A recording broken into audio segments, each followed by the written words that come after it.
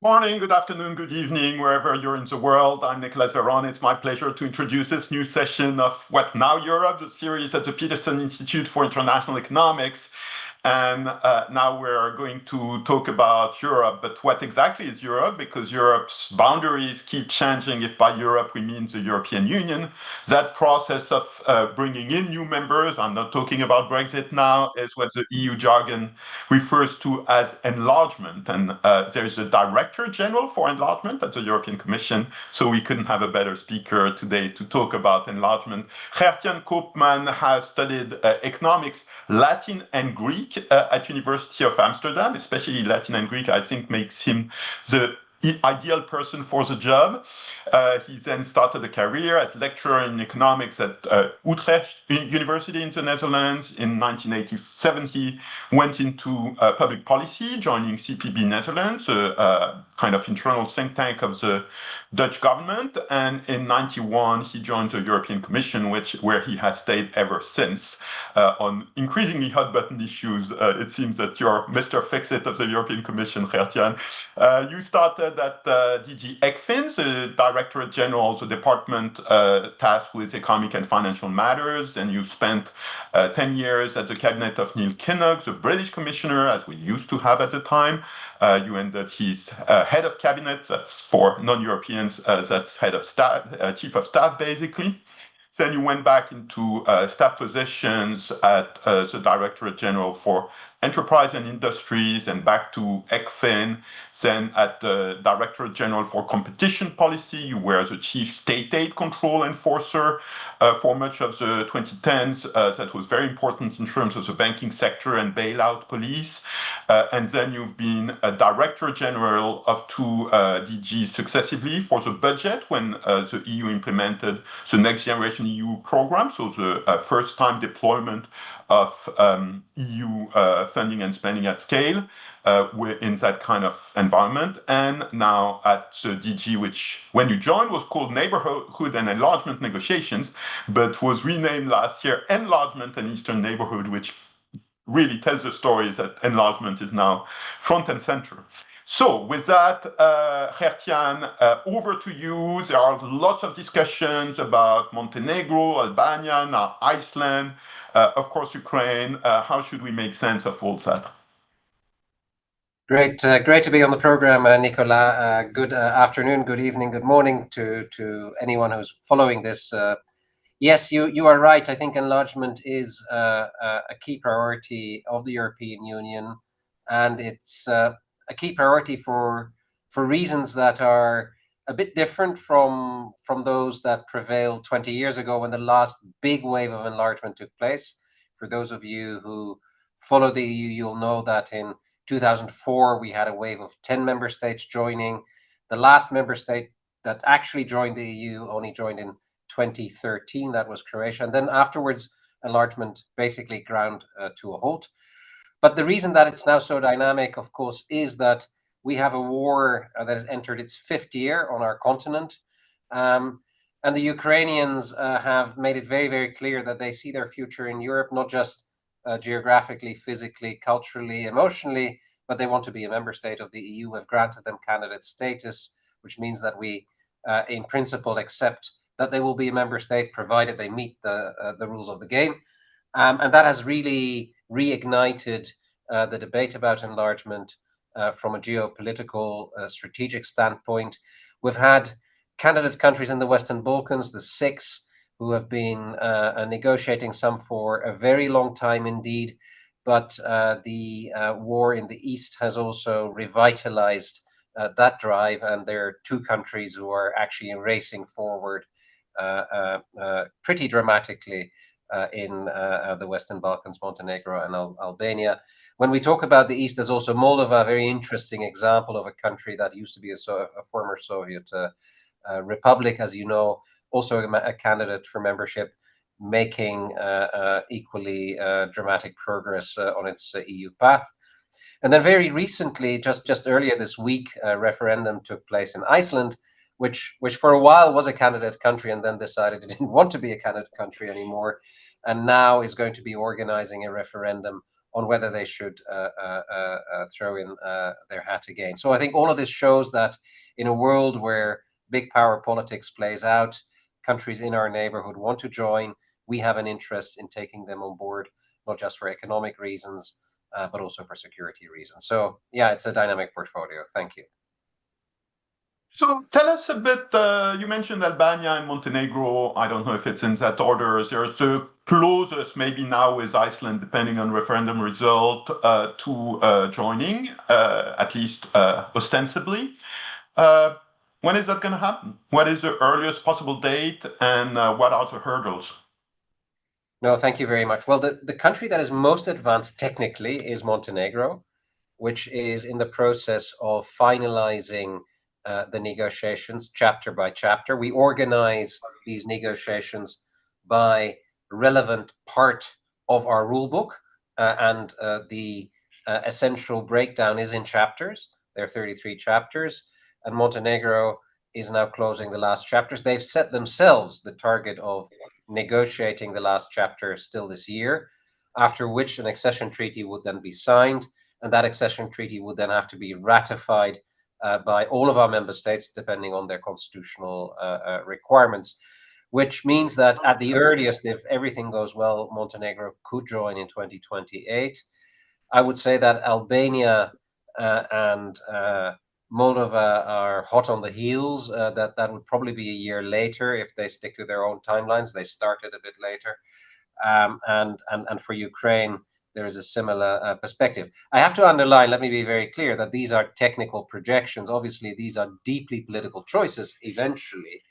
And one important feature that will dominate decision-making is whether they actually demonstrate through a track record that they're ready. So it's not just a matter of ticking the boxes, putting the rules on the statute books, but actually showing in practice that the rule of law functions properly, that corruption is being fought effectively, and that they can manage to operate in our internal market, which is the biggest internal market of the world. So, it's not a mechanical exercise.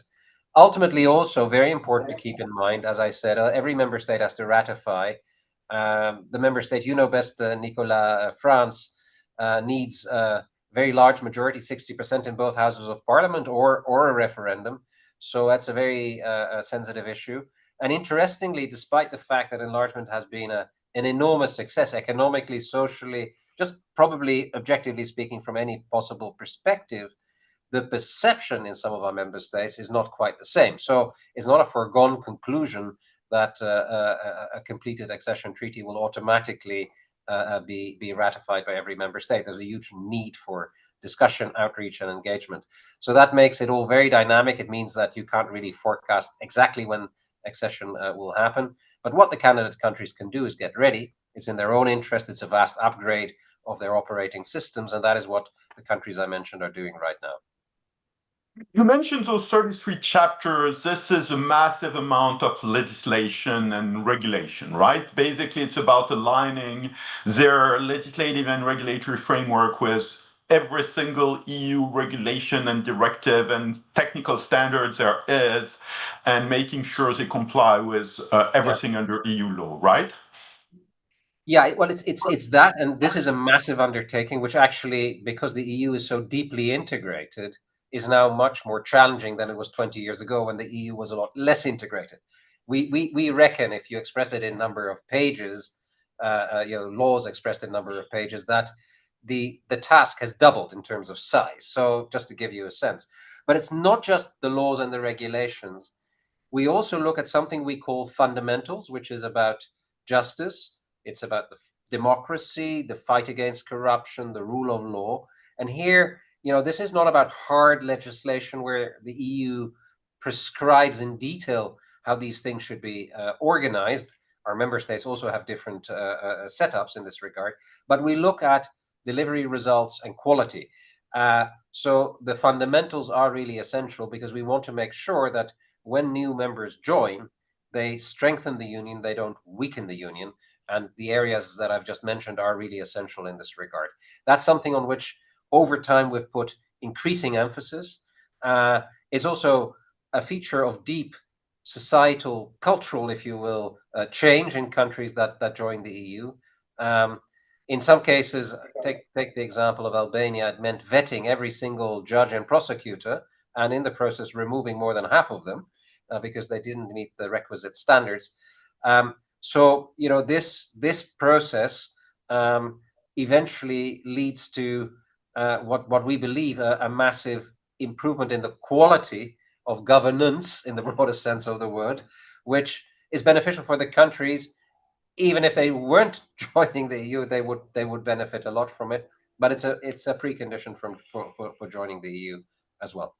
And now the European Commission continues to monitor that also for the existing member states, right? For the 27 member states, the European Commission produces every year a report on the rule of law and corruption and what have you? That's correct. Yeah, exactly. And I mean, I won't hide from you that in some member states there are concerns about backsliding that have occurred in some of the newer member states long after they joined.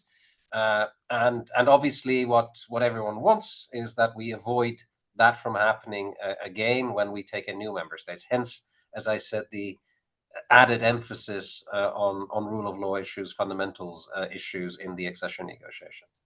In the next few weeks, we'll have elections in both Slovenia and Hungary, with a lot at stake in terms of how the government leadership of those two countries which are, of course, member states of the European Union now, have been since 2004, as you mentioned, how they will contribute to the EU in general. Is the result, I know you cannot comment on national politics and election results, but will those kind of elections have an impact on the timetable of enlargement? They could well. I mean, the country. I'm not revealing any secrets. The country where this is really most relevant is Ukraine, which is at the moment not advancing formally as much as one would hope, because we in the Commission have assessed that they meet the criteria for a number of very important steps, but Hungary is essentially withholding its agreement to formalizing those steps because Hungary has come out saying that it feels that Ukraine should not be an EU member state after the 27 member states, including Hungary, 2 years ago decided that, in principle, it could be a member state. So, the elections... Including Hungary with the same government, right? With the same government, yeah, exactly. So, these elections are important from that perspective for Hungary, but obviously in the real world, we don't just look at these countries in isolation.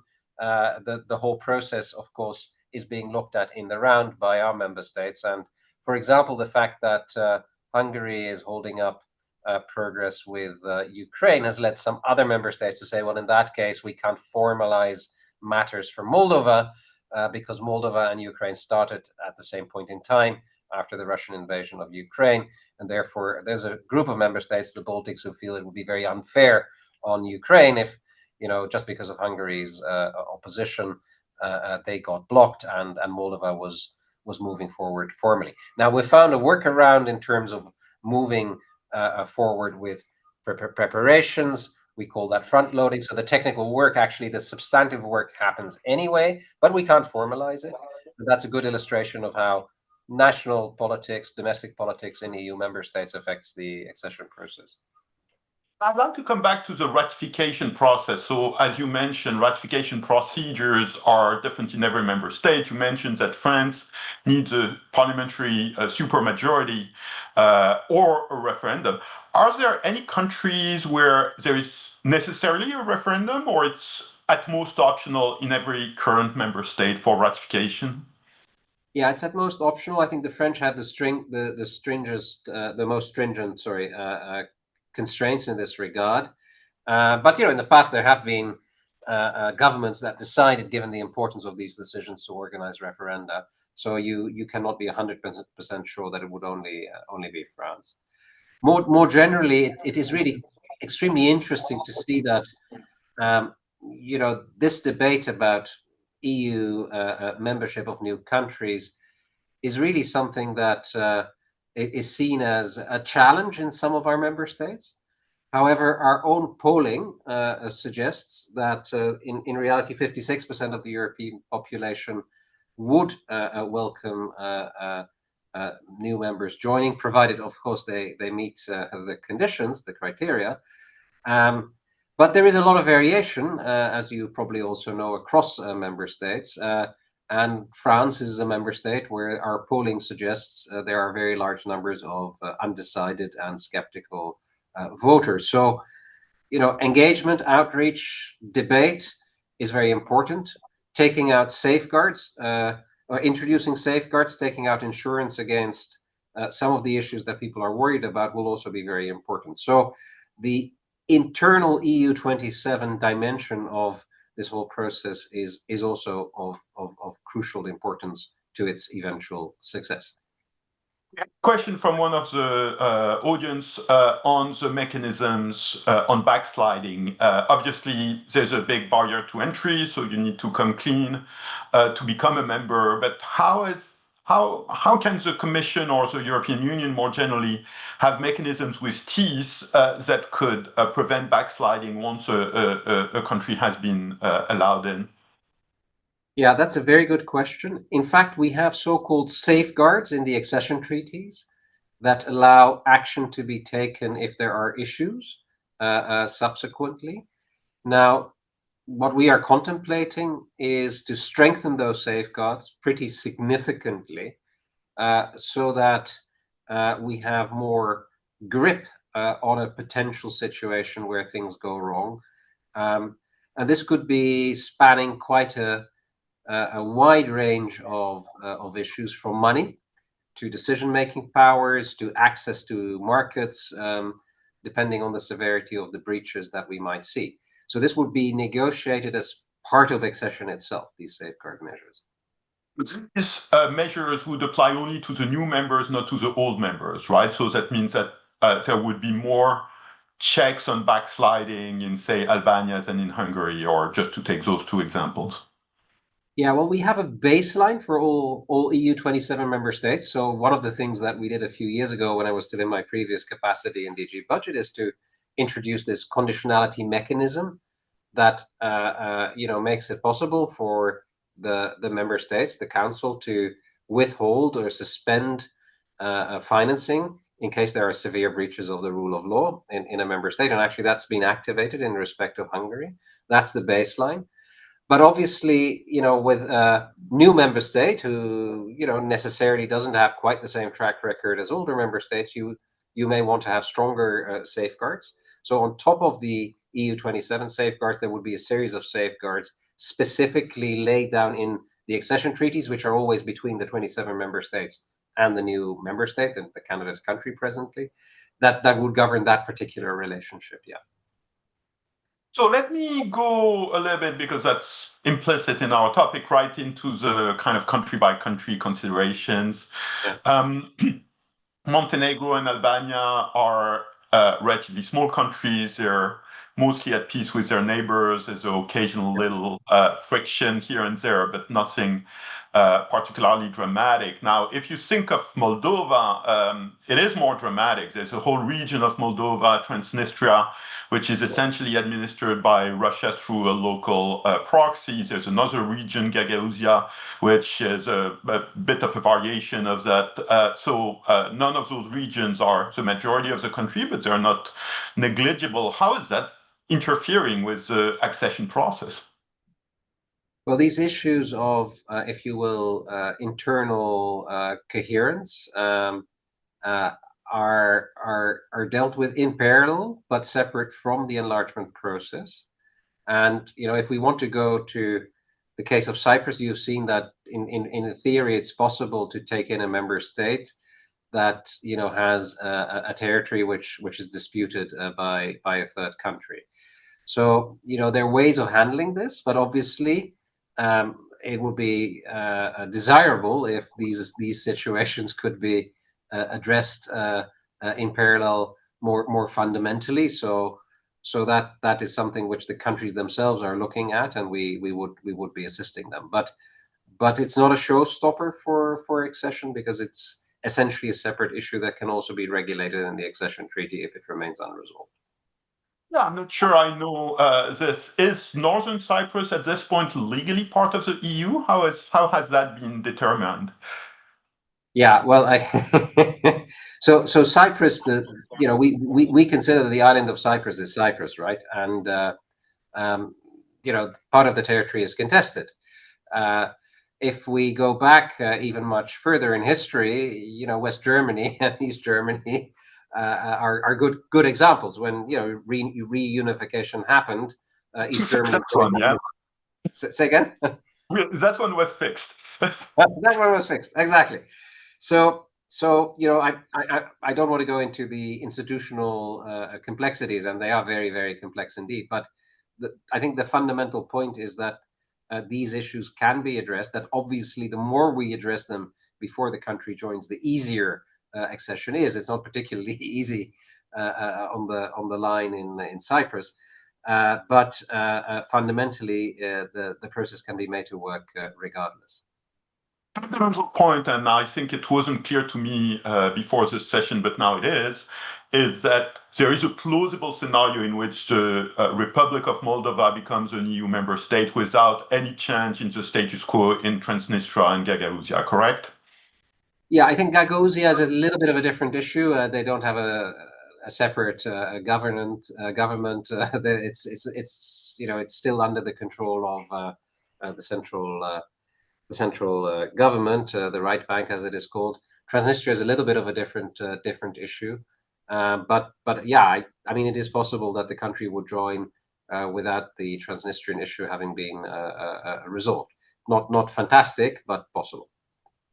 So we have a question from Klaas Knoot, and unless that's a namesake, I assume it's the former governor of the Dutch central bank, who's asking you about this idea of, is it still a 0-1 process, or are there intermediate forms of membership? There were many reports of a discussion recently in Brussels about that. Can you give us a sense of that debate, which has been widely reported in the media? Yeah, no, it's high class. Good to know that you're on the show.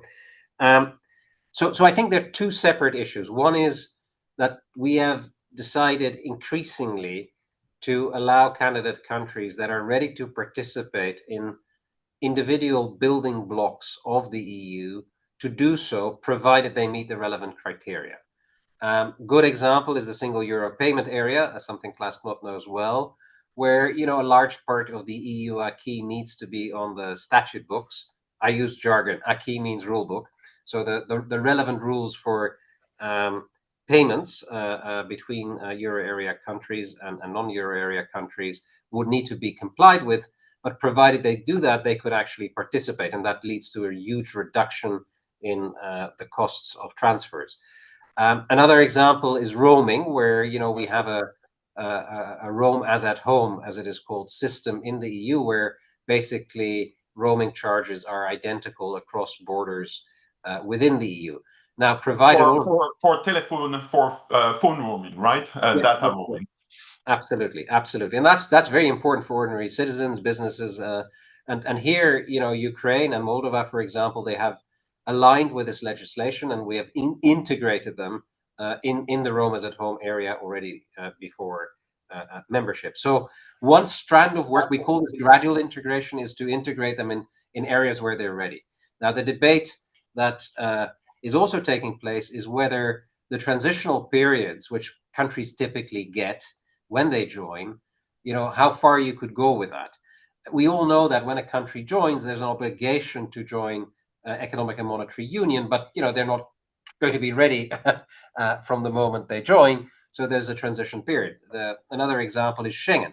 Not all EU member states are in Schengen, and not all EU member states, and none of the member states that joined immediately would immediately be in Schengen unless they're already in Schengen. Of course, there's a system by which you can cross borders inside the EU without having to pass a checkpoint or something. Correct. Yeah, it's visa free, no checks. So this is regulated through a transition period where, yes, they're members, but they're not yet participating in this particular area because they're not yet ready. In the case of Schengen, so this travel across borders, there are issues of security. Are there enough checks? Is the police sufficiently up to speed to deal with criminality. This sort of stuff where checks and balances will have to be demonstrated separately and probably a little bit after membership. So in reality, this debate centered a bit around how much can we do before they join, gradual integration, and how much can we do after they join. How much can we wait doing after they join by having longer transition periods? Obviously, if you have many transition periods, you could join earlier. And there we will need to find a balance. There is only one form of membership. We don't believe that, the treaties, our foundational legal act, allows for different types of membership. That is not foreseen. But obviously, if there is a lot of gradual integration before you join, you're not a formal member, but you're actually very close to the club. And if there's lots of transition periods, you are a member, but you don't participate in everything yet. So, I think that's where the debate is right now, and that's important because it could speed up alignment and anchoring on the EU. And secondly, especially for gradual integration, it synchronizes the benefits of anchoring on the EU with the political costs of reforms, because we all know that reforms are difficult. The political economy of reforms is very difficult. We are very integrated. So if you want to become an EU member state, there's a very high political cost of aligning with our rules. And if the benefits are deferred very much, this desynchronization can actually make it harder to move forward rapidly on the EU accession path. So that's also a relevant factor in this debate. You said there's only one form of membership. Your eyes are, out. There were a lot of reports in the last few weeks until that dinner or meeting in Brussels that weren't that clear, right? So was that just members of the press corps who were confused, or was there an actual debate about this proposition that has now been closed? Well, as I was saying, I think the idea that is being debated and was debated is that, you could join with many transitional periods. So you join very soon, even if you're not yet fully ready to participate in all of the areas, and then you get many transition periods. I think there's not a lot of enthusiasm for that idea in many quarters, because yes, it would allow speed to be picked up, but there's still a lot of work to be done by these countries as member states later, and that also poses a challenge. So that's where the debate was, and that debate will continue. It's not black and white. We've always had transition periods. Freedom of movement, the possibility for workers to work in other countries is a classic example where, the famous Polish plumber, the Polish plumber that was feared so much back in the day, in the early 2000s, would come and move from Poland to France, the Netherlands, the UK, and destroy local employment, benefiting from these freedoms. And countries then negotiated transition periods where there were limits placed on the freedom of providing these services. So it's not a completely new debate. It's a very sensitive debate, because it goes to the heart of how we actually integrate in Europe. And for Schengen, am I mistaken that Romania and Bulgaria had to wait between 15 and 20 years to get in, right? Which they are now. Absolutely. Yeah. So Juraj Kortian asked about Montenegro, whether they could join the banking union before joining the EU. Is that a possibility? I don't think so. I think that doesn't really work. that we have not foreseen. But what they can do, and are doing actually, because they have an excellent central bank, is aligning with a lot of the legislation and exchanging a lot of the information. So materially, substantially, they're already very aligned, but they're not part of the banking union. We have a question about Turkey. Turkey has been a candidate since, I don't remember when, more than 50 years, I guess. What's the situation, and how is the geopolitical turmoil in their southeastern fringe affecting that? Can you give us an update? Yeah, no, that's a very good question. So Turkey basically has been a candidate country for a long time, but back in 2018, on account of a significant slacking in the reform drive in Turkey, it was decided by the European Council that the negotiations would be suspended. So they were put on ice, and since then, whilst we have a customs union with Turkey, which is a deep form of economic integration, the process of alignment, especially when it comes to those fundamental issues such as rule of law, democracy, and what have you, that process seems to have come to a halt. Also, Turkey has opted to follow a different foreign policy orientation, because one of the conditions, of course, for EU member states is that when they join, so candidate countries, when they join the EU, is that they are aligned with our foreign policy statement. So Turkey shares a lot with us in the economic space, but the negotiations have come to a halt. Now, what we are doing in this geopolitical time is building a much more strategic partnership with Turkey. So the collaboration is on the upswing. We're working together very closely in the South Caucasus.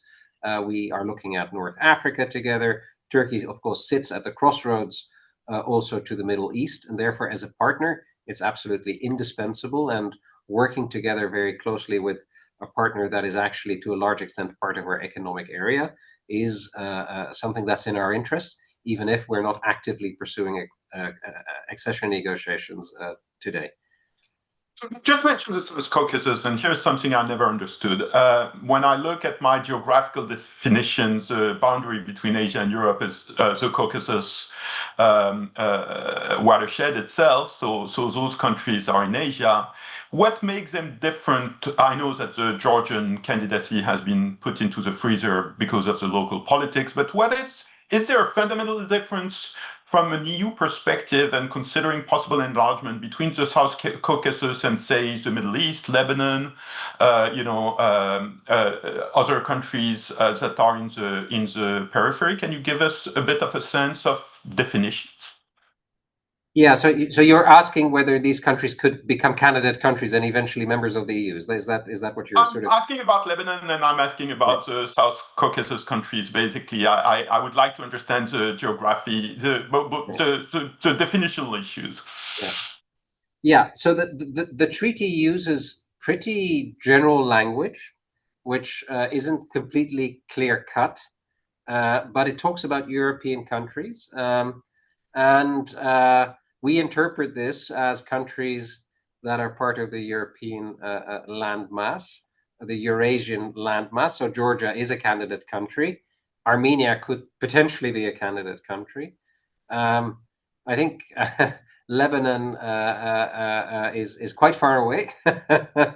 Kazakhstan is part of the Eurasian landmass, right? Could they become exactly. Geographically? They're like Turkey. They have a little bit in Europe and most of the country in Asia. Can they be a candidate? I think theoretically, yes. Practically, given where these countries are and whether they, given their orientation, the way their societies function, I think at this juncture would not be a realistic prospect. But we had this debate. Actually, we didn't have this debate. This debate took place more or less spontaneously after the start of the second Trump administration in respect of Canada. Actually, one of the top trending questions on our webpage was, can Canada become an EU member state? So one thing is clear, Canada doesn't sit on the Eurasian landmass, right? So that's not easy. Greenland is a neighbor. Could Canada become a member state, seriously? No, so I think that actually, according to my reading of the treaty, would be very difficult to imagine. But then again, these are ultimately deeply strategic political choices. So, as I said, the wording in the treaty is relatively open, and therefore, I'm not sure anyone could exclude any scenario in the future.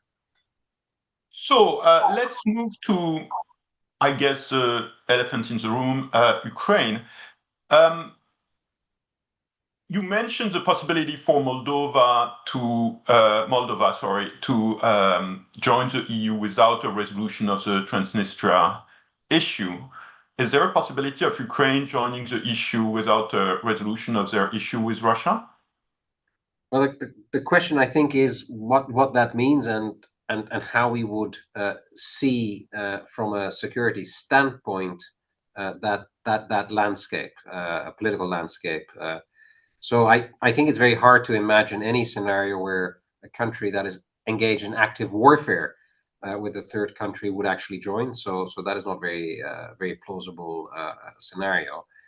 But a scenario where there is a ceasefire that has features of structural stability with security guarantees that are sufficiently convincing would not preclude the country from becoming an EU member state. Ultimately, again, these are political choices. Now, what is very important in this particular context, of course, is a treaty article of mutual assistance, Article 42.7 of our treaty, which actually requires member states to demonstrate solidarity and support member states, other member states that are in trouble. So it's important that we're clear about the landscape going forward for any country that joins. And as I said before, a country that's engaged in active warfare is hard to see how we could take that in, given also this particular article.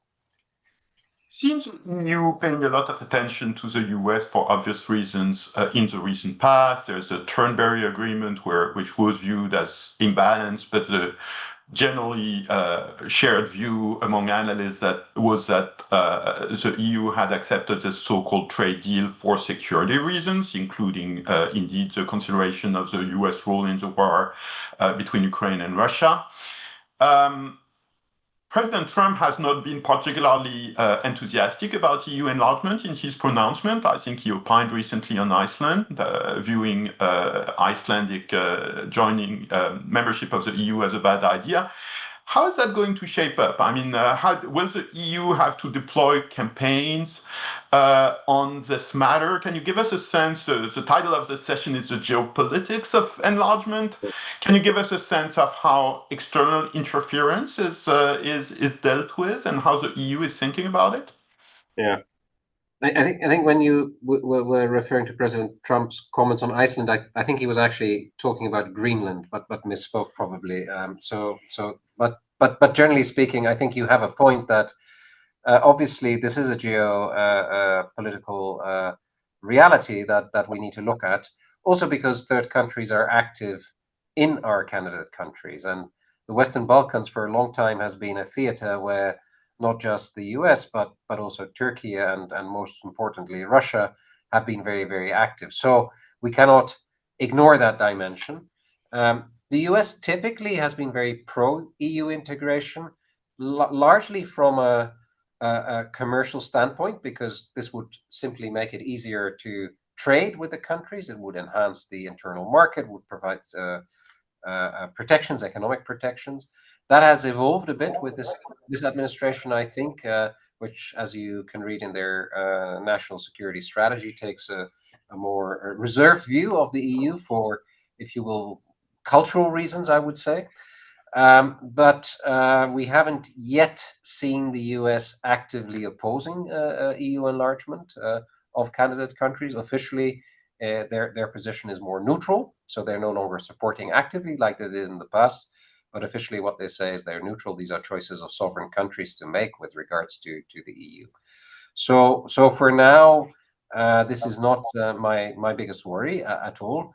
I'm more worried about the pernicious influence of Russia, for example, in the Western Balkans, and in Ukraine. It invested massive amounts of money, Russia, that is in Moldova, to try to turn the elections. And the elections that took place last year, two sets of elections, were in essence about the European future of the country. It was very clear. And Russia tried to undermine those elections by massive interference and a huge investment that ultimately resulted in very little gain from their perspective. But it required a massive effort on our side to assist the Moldovan government to fight that off. You mentioned the Western Balkans again. I realize I didn't go very far into them because we only spoke about Montenegro and Albania. So North Macedonia, of course, has a residual conflict with Bulgaria, which has deep historical roots. Kosovo is not recognized by 5 current EU member states. The Bosnian situation is very complicated, and Serbia is has a stance that I have given up trying to understand. Can you give us a sense of whether there's a realistic prospect for enlargement beyond Albania and Montenegro into Western Balkans, or whether we should consider that it will never happen? What's the current outlook? Well, I actually think that what happens in Albania and Montenegro is really very important also for the other countries on the Western Balkans, all of which actually are very clear in reaffirming their European perspective. They do actually underline that they want to become an EU member state. But I think it's also fair to say that in the past, given that the EU itself was not very enthusiastic about enlargement 10 years ago, there was a lot of skepticism in the region about the realism of actually joining. Now, if Albania and Montenegro continue as they are and become member states, I think that has a huge impact. And I already see in conversations with senior leaders in the other four Western Balkan partners that this has a massive impact. Serbia, of course, is the biggest economy. It's about half of the Western Balkans. And whilst the country has a multi-vector policy, in reality, it is increasingly accelerating work to move forward on its European path. It will have to make very difficult choices in this regard, and it finds it very difficult to make those difficult choices. But ultimately, I think there's every prospect that they might do this sooner rather than later. They've also experienced something Moldova experienced, namely energy blackmail by Russia, and that's gone down very badly. That really puts the national sovereignty at risk. So I am hopeful that Serbia will also start accelerating its accession path. North Macedonia has a particular issue. It needs to undertake some painful reforms that are related inter alia with discussions that took place a few years back, related also to Bulgarian minorities. It hasn't made those choices yet, but I think if the other two move forward, then this would also, in my view, accelerate the process in this country. Don't forget that North Macedonia used to be ahead of all the other 5 countries for a long time. 4 years ago, it was at the same level as Albania. Now Albania will be moving forward so fast that I think this is actually also realistic. That leaves 2 countries which are in a more difficult. Bosnia-Herzegovina is a very complicated country. There's no time now to go into all of the detail. There are very serious governance issues that make it very difficult for the country to move forward. Kosovo is not recognized by a number of our member states, as you rightly said, but it is a country that has modernized quite a bit, and has actually submitted a membership bid. So I believe that after a period where effectively there was no government on account of no government on account of election processes, we hopefully will now this year see them getting back on track. And if they're back on track, then I would also hope that we find a way forward with all of our member states to start looking seriously at their candidature. So, I'm a born optimist. Civil servants are paid to be optimists. And as you hear me saying, I don't think we can afford the luxury of giving up on the other Western Balkan partners. I think it would be a strategic mistake for the EU. But obviously the countries themselves need to make the reforms and need to move forward. Question from the audience, which will be unfortunately the last for this question because we're close to our limit. But what about the UK? How will re-enlargement to the UK look like? Should the UK make that choice, which of course is in their remit, will it be a smooth process? Will it be a complicated process? How do you think about it? Well, it's a very interesting question. Obviously, that's a choice that only the UK can make. The UK is still very aligned from a regulatory standpoint, having been a member state until very recently. And certainly we see some positive movements when it comes to energy, for example, when it comes to our big research program, Horizon. We know the politics in the UK isn't easy, so the government hasn't opted for more ambitious steps yet, I would say. But I do believe that the geopolitical world we live in today is one where this issue is more relevant than it has been for for a long time, certainly since Brexit happened.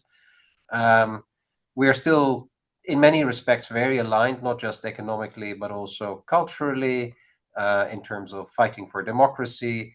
The UK and the EU countries, member states, work together very closely in Ukraine, in the Coalition of the Willing.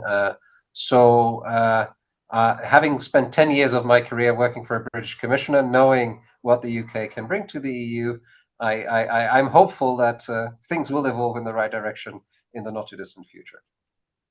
That uplifting note, thank you so much, Gert Jan Koopman, for illuminating comments on enlargement. Also, many thanks to Gina Weldon, to Jessica Pavrada, and to the entire teams on meetings and communications at the Peterson Institute. Thank you very much again to the audience for engagement, and see you very soon again at the Peterson Institute for International Economics. Thank you very much, Nicolas. Take care.